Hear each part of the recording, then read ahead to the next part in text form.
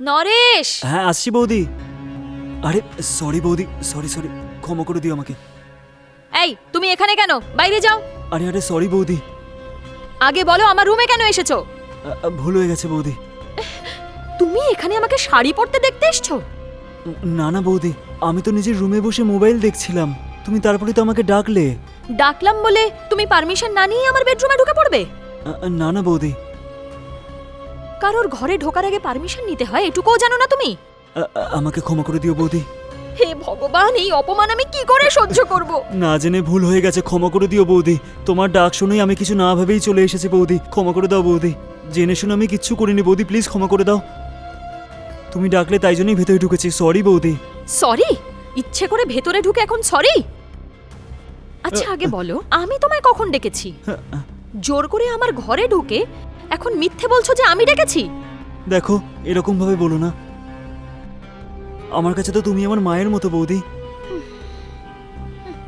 কিন্তু তুমি এরকম ভাবে কথা বলবে আমি কখনো ভাবতেই পারিনি। অনেক হয়েছে, আগে আমার ঘর থেকে বেরো তুমি। যত রাজ্যের অসভ্যতা করে এখন ভালো মানুষই হচ্ছে।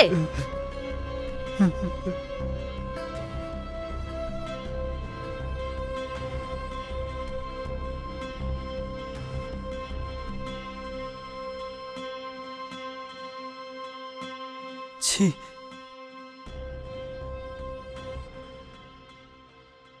এসে দেখো তোমার ভাই আজকে আমার সাথে কি ব্যবহার করেছে জানো তুমি?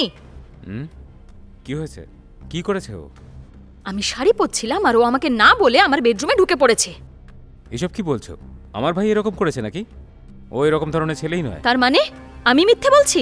বিশ্বাস না হলে তোমার ভাইকে জিজ্ঞেস করো, যখন আমি শাড়ি পরছিলাম ও এসেছিল কিনা। তোমার তো কিচ্ছু যায় আসে না।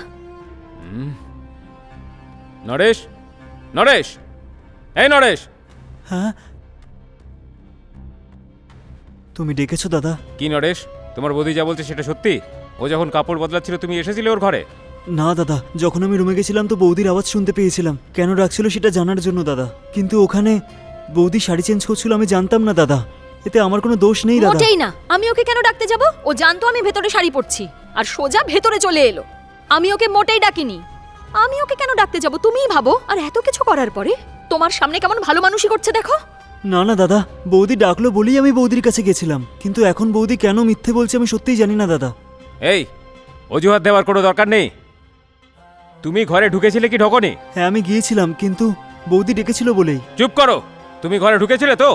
আর এক মুহূর্ত এখানে থাকবে না তুমি। যাও, বেরিয়ে যাও। এ কি এরকম ভাবে কথা বলছো? তোমাকে ছেড়ে আমি কোথায় যাব? বোকা সেজে থাকার অ্যাক্টিং বন্ধ করো তুমি। আর আমি তোমাকে ভরসা করি না। যাও, বেরিয়ে যাও।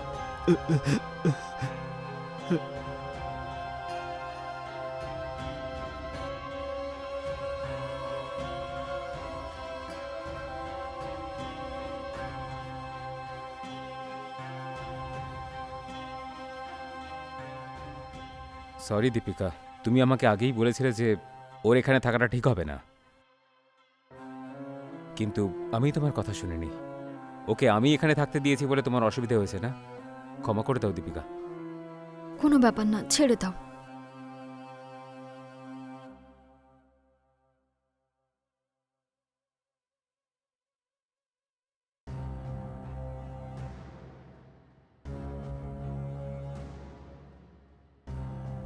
ওফো, আমার ফোনে রিচার্জ করার জন্য আমি কালই ওকে বলেছিলাম, এখনো করেনি।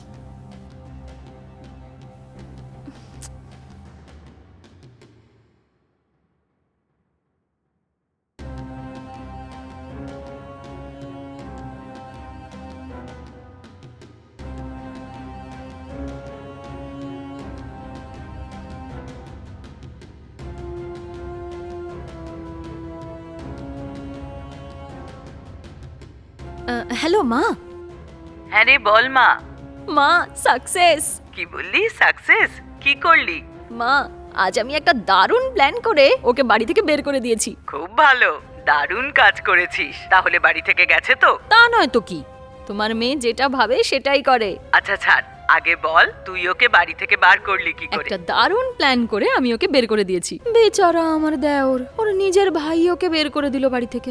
দারুণ করেছিস, তুই প্রমাণ করেছিস যে তুই আমার মেয়ে, আর কোনো সমস্যা হবে না তোদের।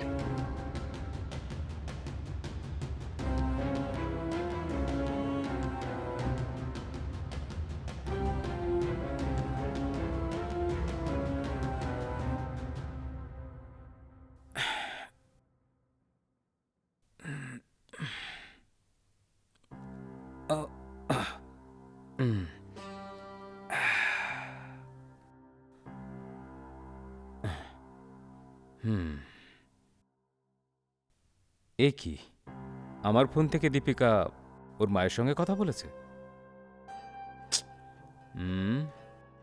ও, কালও রিচার্জ করার কথা বলেছিল না, কিন্তু আমিই ভুলে গেছি। কাল কাজের টেনশনের চোটে আমিই রিচার্জ করতে ভুলে গেছি, সেই জন্যই ও আমার ফোন থেকে মায়ের সঙ্গে কথা বলেছে হয়তো। কিন্তু অনেকক্ষণ ধরে কথা বলেছে দেখছি। কি এমন কথা বলেছে সেটা আমিও তো একটু দেখি। মা আর মেয়ের মধ্যে যে কথাবার্তা হয়েছে সেগুলো শোনা কি ঠিক হবে? যাকে শুনি না।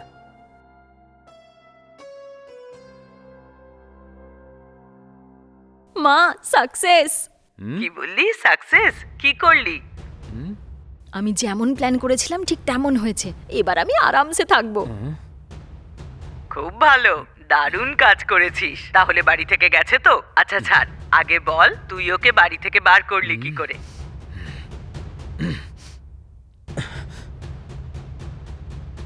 ওই, কি হলো গো? কি এসব? তা নয় তো কি, যখন আমি বলেছিলাম ও কি আমার কথা শুনেছিল? সেই জন্যই তো এত প্ল্যান করে ওকে এখান থেকে তাড়াতে হলো। এই জন্মে তো আর আমার বাড়িতেও আসবে না। তোমরা দুজন মা মেয়ে প্ল্যান করে আমার ভাইকে এখান থেকে তাড়িয়ে দিলে, তাই তো? এটা কি তুমি ঠিক করলে? তোমার কথা শুনে আমি আমার ভাইকে অপমানিত করে চিরকালের জন্য এখান থেকে তাড়িয়ে দিয়েছি। এবার তোমার আসল রূপ আমি বুঝতে পেরেছি। এবার বল, কেন করেছিস এরকম তুই? সরি গো, আমার ভুল হয়ে গেছে, আমায় ক্ষমা করে দাও। ক্ষমা আর তোকে? তুই কত বড় মিথ্যে বলেছিস তুই জানিস? তোকে না! এই, এখনো ও ছোট বাচ্চার মতো। যদি অন্য কেউ ওর ব্যাপারে এইসব কথা বলতো আমি মোটেই বিশ্বাস করতাম না। তুই বলেছিলি তাই আমাকে বিশ্বাস করতে হয়েছে। তুই আমাকে মিথ্যে বলেছিস। আমার ভরসাতেই আমার ভাই এখানে এসেছিল। ওকে মিথ্যে অপবাদ দিয়ে আমাকে দিয়ে তুই ওকে এখান থেকে তাড়িয়ে দিয়েছিস। তোর কথা শুনে আমি বিরাট বড় ভুল করে ফেলেছি।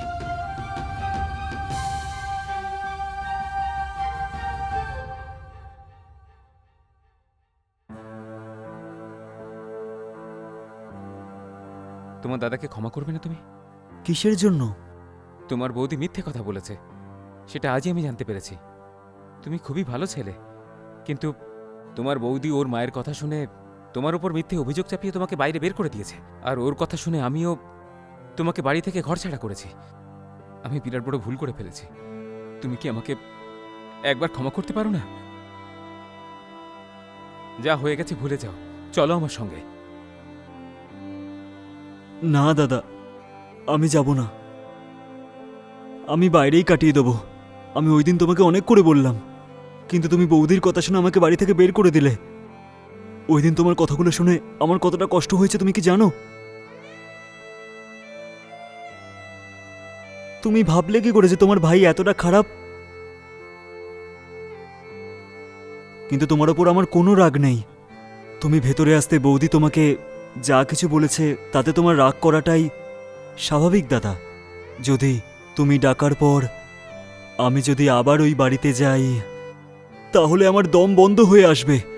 যদি আমি ফিরে যাই, যখনই বৌদি আমাকে দেখবে তখন তারপরে উনি ওনার ভুলটা বুঝতে পারবেন। না দাদা, তুমি শান্তিতে থাকো। আমি একটা পিজিতে জয়েন করেছি দাদা, আমার এখানে থাকতে থাকতে অভ্যেস হয়ে যাবে। দেখো, ব্যাপারটা সেরকম নয়। আমি এটাই বলতে চাই যে আমাকে ক্ষমা করে দাও, তুমি এখন যাও দাদা। ঠিক আছে।